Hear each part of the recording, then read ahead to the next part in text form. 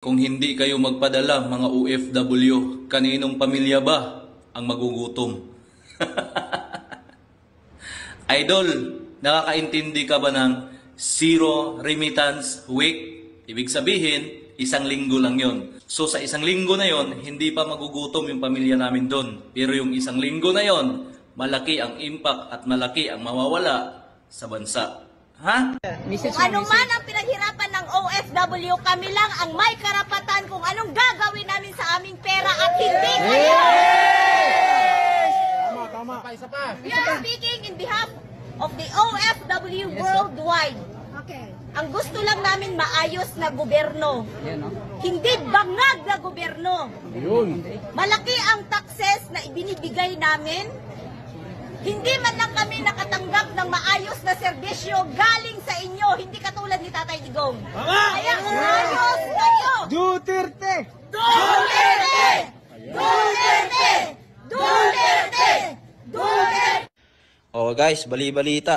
Ngayong March 28 hanggang April 4, halos lahat ng mga OFW hindi magpapadala sa Pilipinas.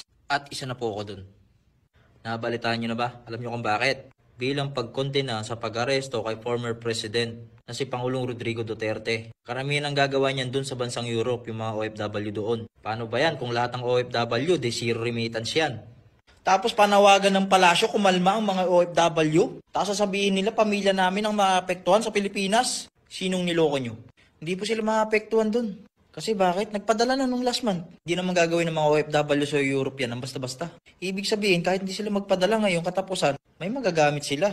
Kasi nga yung iba, may mga other source of income pa yan sa Pilipinas. O ngayon, alam nyo na epekto sa mga OFW dahil sa pinipilit yung tama kuno ang pag-aresto sa kanya. Si Pangulong Rodrigo Duterte lang naman ang nagmalasakit na Pangulo sa mga OFW. Kaya ganun na lang siya minamahal ng mga tulad namin. Siniro'y budget nyo nga yung PhilHealth. Dinapay nyo pa yung SSS at Pag-ibig. Total, ginawa nyo din yan. O di zero remittance na lang natin para damay-damay na. Ish! Tapos sasabihin ng Malacanang, kumalma. Sinunod lang daw kuno nila yung batas. Huwag nyo na pong gawin mga sambayan ng Pilipino. Kaya minsan mahirap maging bayarang abogado.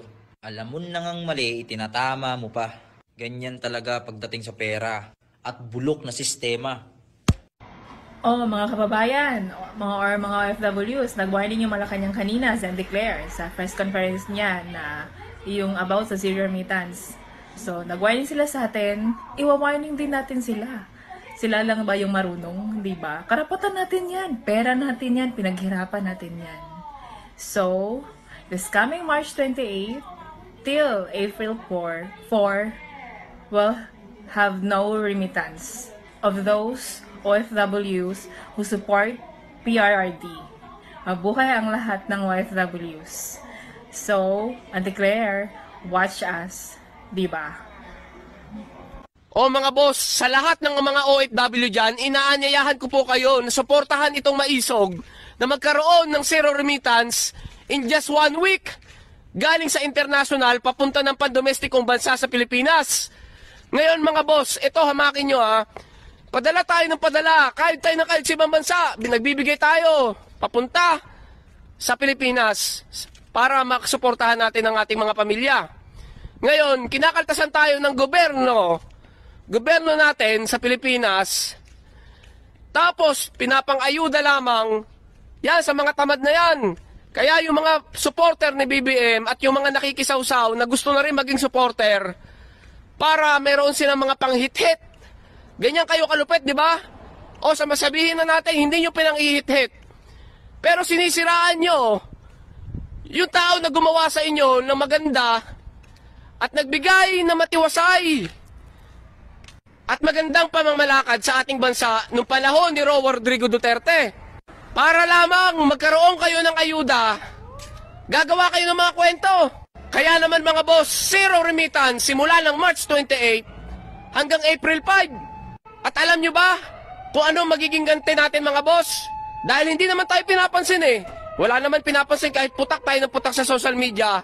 Ngayon, suportahan natin itong maisog nang sa gayon maramdaman nila ang puwersa ng mga taga-ibang bansa at para malaman nila kung gaano nila kamahal o kung gaano natin kamahal ang ex-president na si Rodrigo Duterte. Kaya mga boss, bilang ganti, wala naman tayo ibang magagawa kundi zero remittance in just 1 week.